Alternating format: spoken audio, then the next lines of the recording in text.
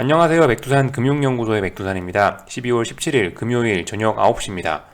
미국 시장 급락에도 불구하고 아시아는 비교적 혼조한 모습을 보였습니다.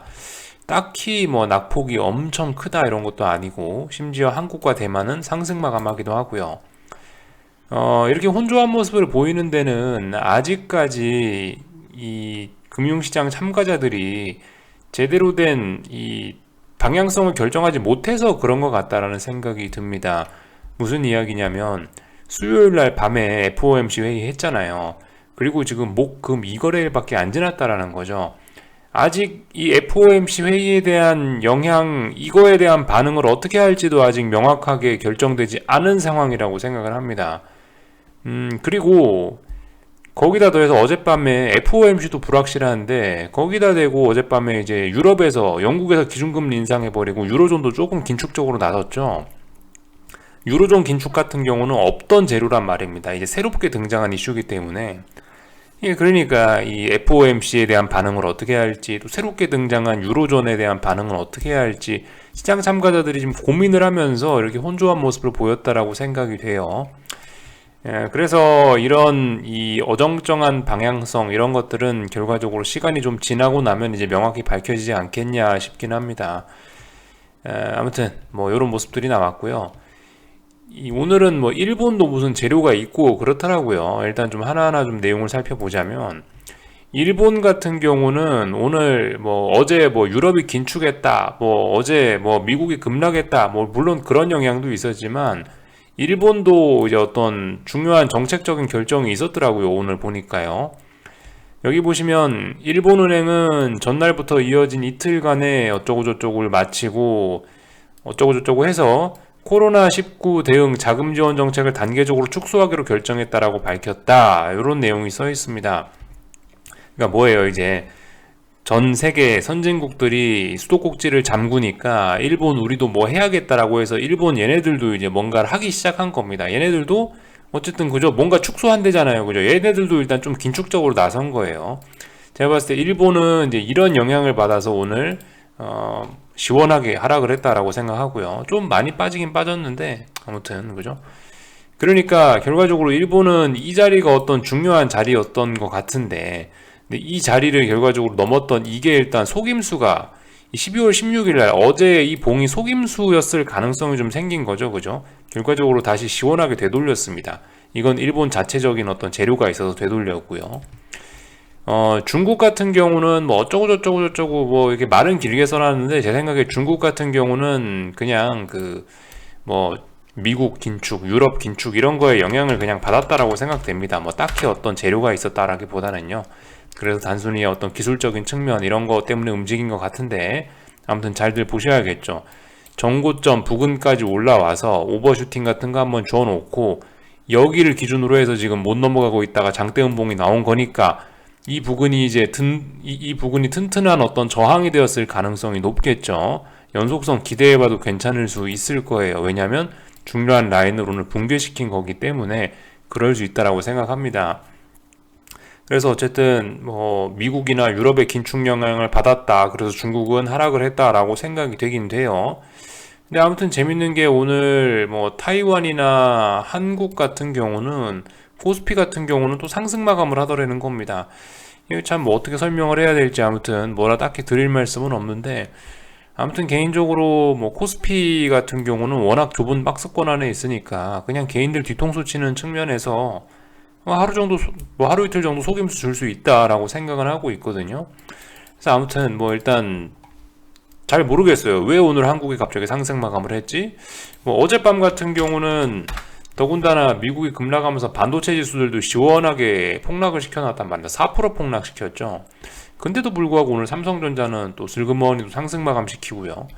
이런 거 보면 정말 재밌다라는 생각이 들어요. 도대체 뭐 하자는 건지 아직까지는 제 입장에서는 좀 알 수가 없어요. 원래는 이제 오늘 이제 아시아 전반적으로 다 상승을 했으면은 중국이나 일본 다 올라왔고 한국도 같이 올랐더라면은, 원래 이제 그러면 이제 그런 이야기를 하려고 그랬거든요. 이게 유로존이 긴축했던 것이 결과적으로 아시아와 미국 간의 디커플링을 이거를 해소하는데 좀 도움을 줬나 보다라고 설명을 드리려고 했는데, 근데 이제 일본하고 중국이 하락 마감을 해버리니까 그런 이야기 하기도 좀 뭐하죠. 아무튼. 근데 아무튼 이런 가능성도 좀 열어는 놓으시는 게 좋을 것 같긴 해요. 분명히.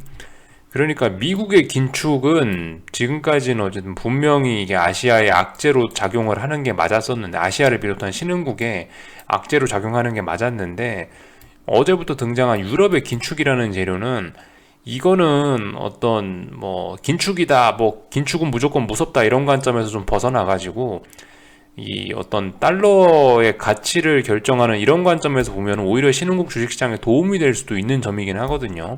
아침에 말씀드렸다시피 그런 생각 해보긴 해야 돼요. 유로존이 긴축한다고 하니까 당장 달러가 급락하면서 유로화가 올랐잖아요.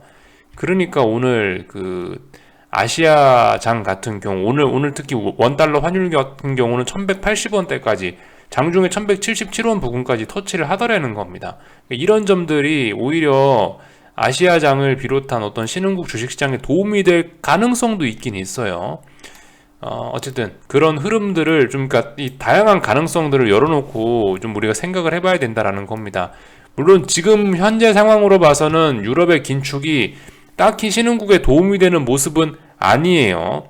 물론 오늘 뭐 원달러 환율이 뭐 강세를 보이고 어쩌고저쩌고 하긴 했지만, 어쨌든 중국하고 뭐 일본 같은 경우가 크게 하락하고 그랬으니까 뭐 제가 봤을 때는 그래도 그 어쨌든 유럽 긴축이라는 게 지금 우려로 작용을 하고 있는 거지, 유럽 긴축이라는 게 지금 뭐 이렇게 아시아 금융시장에 긍정적인 영향을 미치는 것 같지는 일단 않아 보입니다. 일단 근데 어쨌든 가능성은 좀 열어놓고 좀 지켜보자라는 거죠.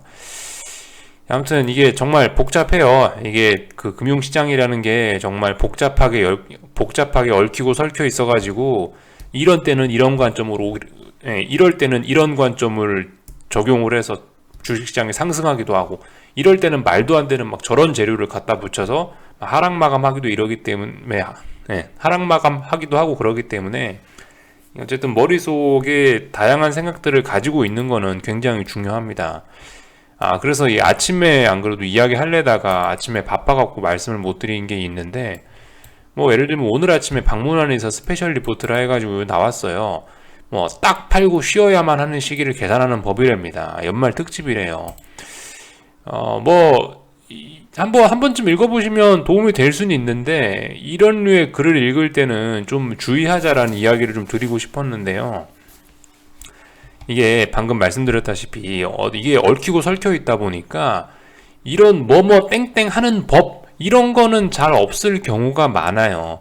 지금까지 제가 주식시장을 봐오면서 100%의 확률인 거는 딱 두 가지 봤거든요. 딱 두 가지. 뭐냐면 장단기 금리 차가 역전되고 나서 6개월 내에 뭔가 경기 침체가 오긴 왔었어요. 그죠?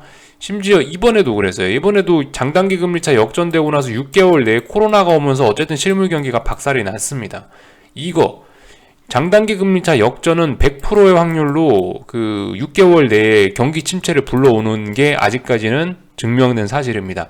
또 그리고 아직까지 확인은 되지 이거 아직 또 바뀔 수는 있지만, 이 말씀드렸다시피 기준금리 인상은 주식시장에 언제나 호재였어요. 100%의 확률로 이것도 호재였습니다.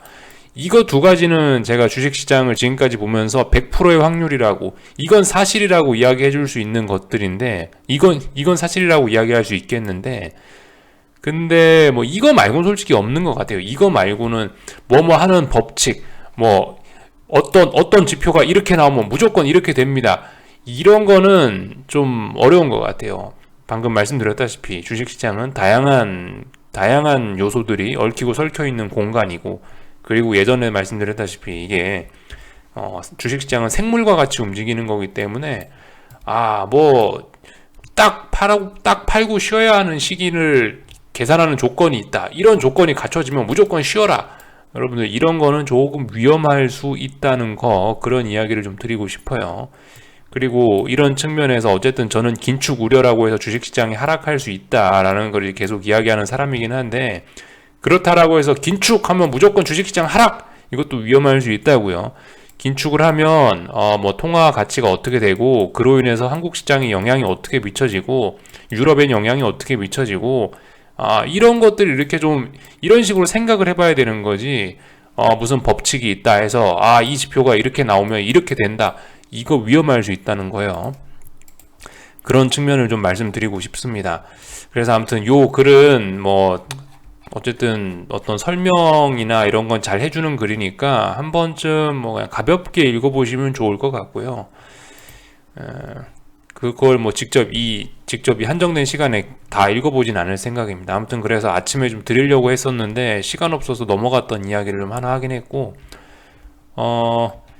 지금 현재 이제 유럽 시장 같은 경우는 보시면은 일단 하락폭이 좀 나오고 있습니다. 분위기가 굉장히 안 좋긴 해요.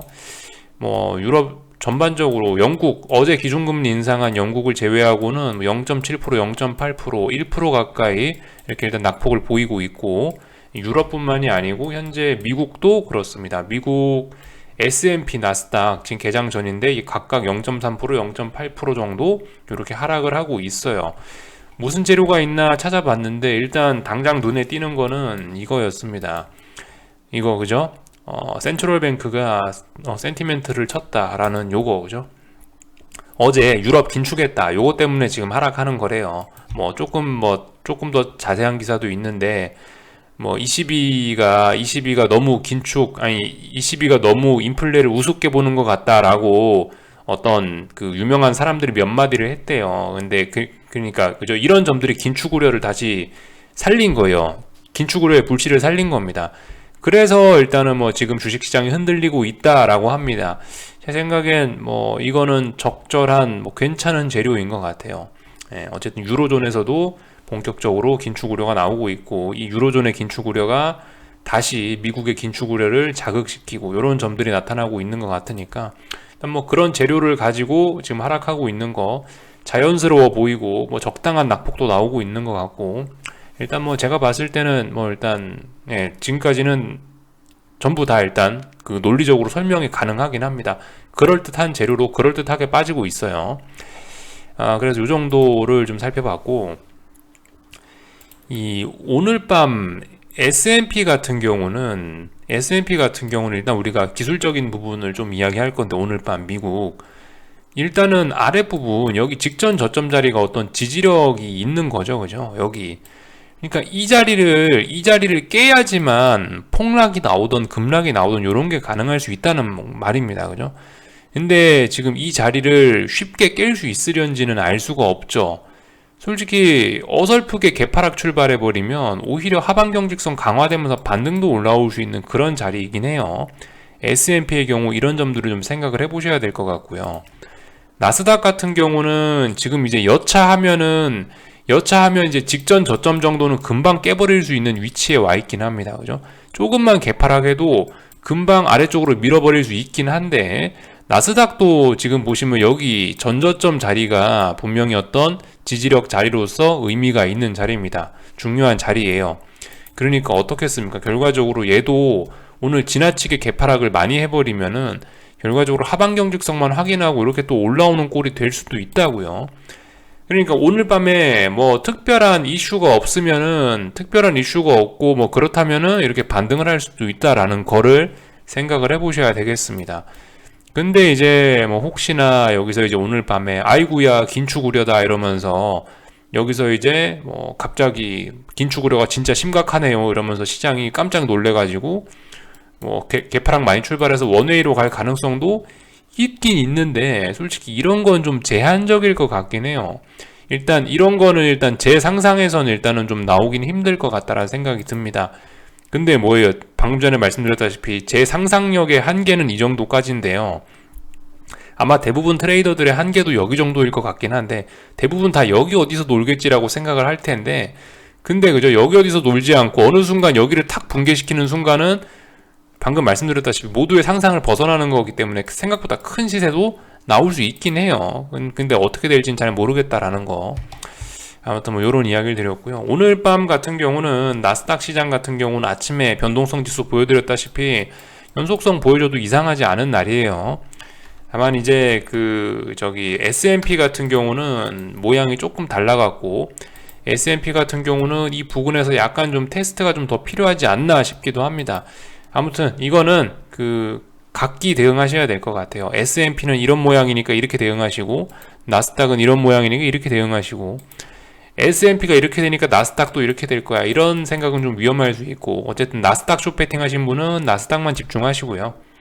S&P 숏 배팅 하신 분들은 S&P에 각각 지지와 저항을 집중하시는 것이 좋을 것 같습니다. 그래서 일단 이 정도 이야기를 드려봤고요. 오늘 밤 저는 어떻게 할 거냐, 푹 잘 겁니다. 낮에 놀다 왔더니 오늘 엄청 춥더라고요. 집에 와서 깜짝 놀랐어요. 하여튼 특별히 저는 일단 말씀드렸다시피 16,400에서 일단 어제 개장 전에 일단 하나 해놨으니까 일단 수익 중이니까 가만히 있을 거예요. 팔더라도 확인하고 팔 거니까 일단 제 생각에 오늘 밤엔 일단 팔 일 없을 것 같아요. 아무튼 저는 계속 어떤 추세를 먹어보겠다라고 생각하는, 큰 추세를 먹겠다라고 생각하고 지금 들어가는 사람이기 때문에 이런 자리에서는 어떻게 되든 간에 일단 가만히 있어 보려고 합니다. 그래서 요 정도까지 이야기를 드렸습니다. 그래서 오늘 나온 어떤 이슈들이나 이런 것들은 얼추 다 살펴는 봤네요. 한국 주식시장 이야기를 이제 맨 뒤로 뺐는데요. 할 말이 없어서 뒤로 뺐어요. 할 말이 없어서. 오늘 코스피 같은 경우는 보시다시피 아침에 했던 이야기 그대로네요. 그죠? 390짜리의 어떤 하방 경직성을 확인하고 상승 마감을 했네요. 결과적으로 하방 경직성도 하나 확인했고, 또 그리고 395 부분에 있는 어떤 저항도 하나 확인을 한 셈이 되었습니다. 근데 그래 봐야 일단 박스권이고 워낙 횡보하고 있으니까요. 딱히 제가 어떤 드릴 말씀은 없습니다. 그냥 지켜봐야죠. 지금 상황에서 할 거예요. 이렇게 양봉 하나 음봉 하나 일일이 다 대응해 줄 거예요. 좀 그러기는 좀 사람 피곤할 것 같고 별 의미도 없을 것 같아요.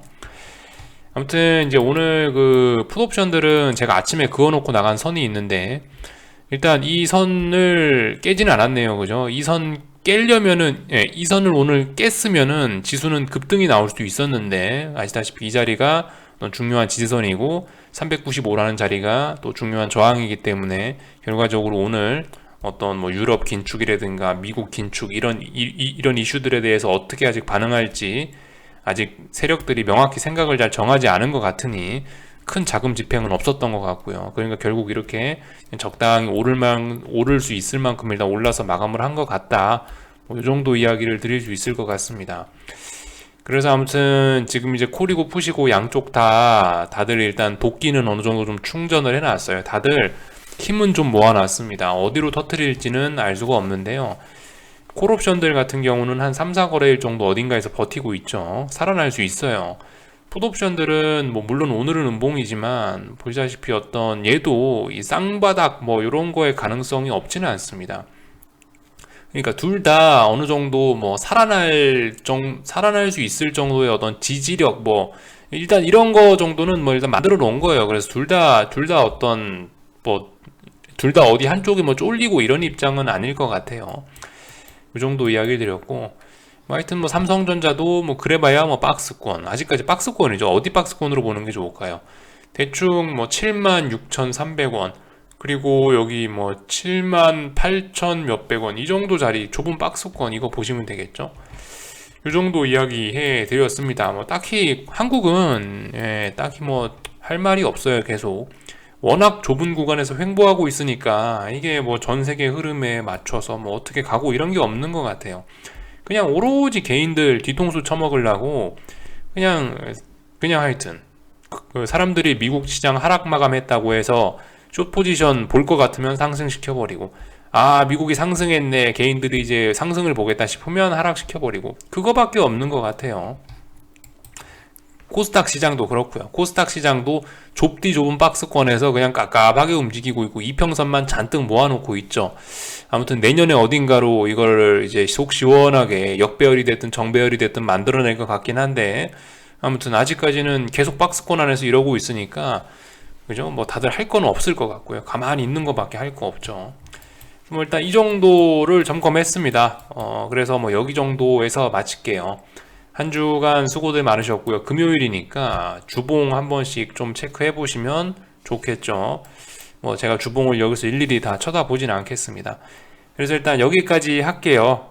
궁금한 거는 리플 남겨주시고요. 또 월요일날 뵙도록 하겠습니다. 혹시나 주말 동안에, 오늘 밤에 미국이 또 어떤 새로운 이슈를 갖고 난리를 부리면 주말 동안에 또 하나 또 글을 쓰든가 할 수도 있습니다. 네, 그건 상황 봐서 할게요. 수고들 많으셨습니다. 여기서 마칠게요.